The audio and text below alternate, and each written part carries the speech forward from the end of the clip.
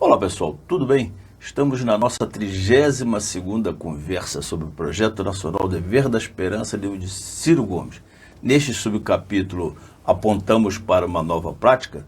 Ciro Gomes comenta alguns temas, dos quais nós já abordamos aqui os 3 primeiros.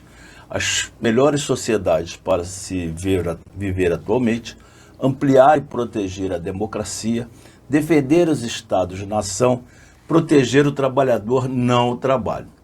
Hoje vamos tentar abordar os 3 últimos citados do livro, quais sejam desenvolvimento para salvar da miséria, ecologia para salvar o planeta e reespiritualizar a sociedade.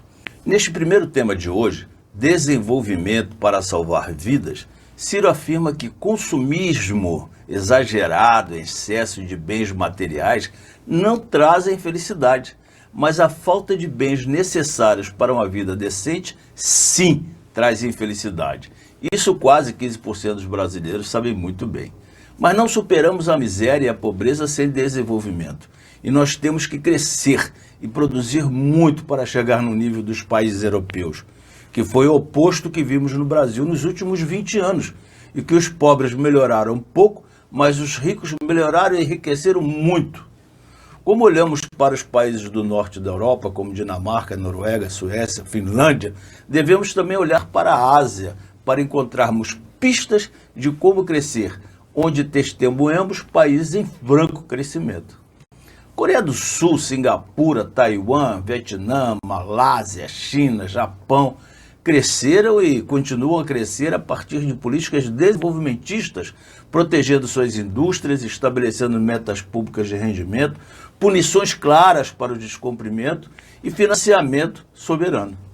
O melhor exemplo do Projeto Nacional de Desenvolvimento que Ciro Gomes oferece é Singapura, um estado que é só uma cidade. Eles têm um estado tão forte, um desenvolvimento tão planejado, que projetam até sua taxa de natalidade, a regulação do fluxo de imigrantes de acordo com a necessidade do mercado de trabalho deles também. Governada por um Partido Nacional Socialista desde sua independência em 1959. O sistema imposto é atualmente progressivo, que nós temos falado tanto aqui, como condição que temos que assumir urgentemente, ou seja, quem ganha mais, paga mais, nada mais justo. E a Singapura, a moradia é prioridade. O Estado constrói em torno de 80% dos imóveis no país e controla todos os outros serviços essenciais, como energia, transporte, saúde, educação, a posse da terra, cujo direito de propriedade não passa nunca de 99 anos. Singapura, assim como a China, aponta o caminho universal para o desenvolvimentismo. Poupança interna, Estado forte, regulador, crédito nacional, juros baixos, coordenação estatal e privada da política industrial, educação básica de qualidade. Ecologia para salvar o planeta. Quando falávamos em ecologia na década de 70, as pessoas, de uma maneira geral, pensavam que era só coisa de maluco beleza, paz e amor, geração hippie. Hoje a realidade está mostrando que os ecologistas daquela época ainda estavam com muita razão. Para nós termos uma ideia, se todas as pessoas do mundo tivessem um padrão de consumo que tem as pessoas que vivem nos Estados Unidos, nós iríamos precisar de mais quase 5 planetas como o nosso para poder suprir essas necessidades. De qualquer forma, nosso consumo hoje já exige mais recursos que o planeta Terra pode oferecer.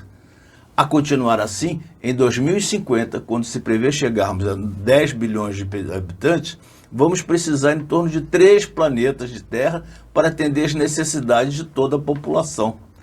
Portanto, parece evidente que a Terra, já há algum tempo, passou de seu estado de equilíbrio.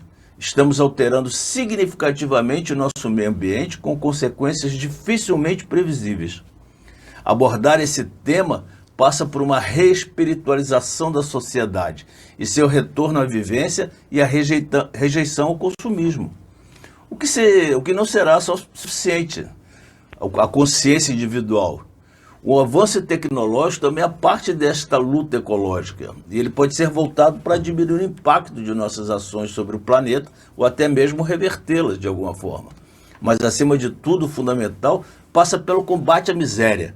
Não que estamos dizendo que as pessoas pobres causam degradação ambiental diretamente, mas a falta de saneamento básico polui os rios, mares e lagoas. A falta de emprego qualificado força a expansão da fronteira agrícola. Essa expansão é frequentemente realizada por poceiros que iniciam um processo de cultivo sobre as terras devolutas. Portanto, sem desenvolvimento, não há preservação ecológica, pois para sobreviver, os excluídos da economia têm que recorrer a formas mais primitivas e ineficientes de exploração de recursos humanos. Reespiritualizar a sociedade é outro tema que Ciro aborda no livro.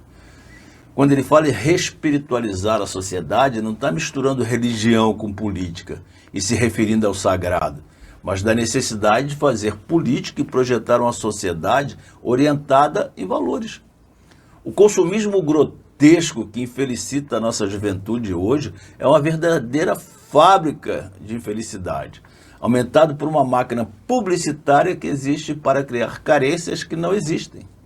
Mas o objetivo de uma economia e de um governo não é esse, e sim de criar as condições para o nascimento e o sustento de seres humanos e de sua felicidade. Portanto, como parte deste esforço, temos que refletir sobre o nosso consumo e convidar as pessoas a se perguntarem sobre qualquer produto ou serviço, não só quanto custa, mas principalmente para que serve isso? Preciso disso? Meu ato de consumo é fraterno à natureza, na origem e no rejeito, ou seja, esse material que eu estou comprando pode ser reciclado, reutilizado, ou vai ficar 100 anos na natureza para se desfazer, por exemplo? Humanizar a sociedade não é só criar um estado de bem-estar social, mas proteger nossas crianças de uma cultura de consumo que cria carências artificiais e infelicidade. Para isso, temos que debater formas de desestimular o uso das novas tecnologias pela máquina de moer publicitária, produtora de desejos, carências, infelicidade, cultura de ostentação, sentimento de inferioridade, individualismo, indiferença, miséria.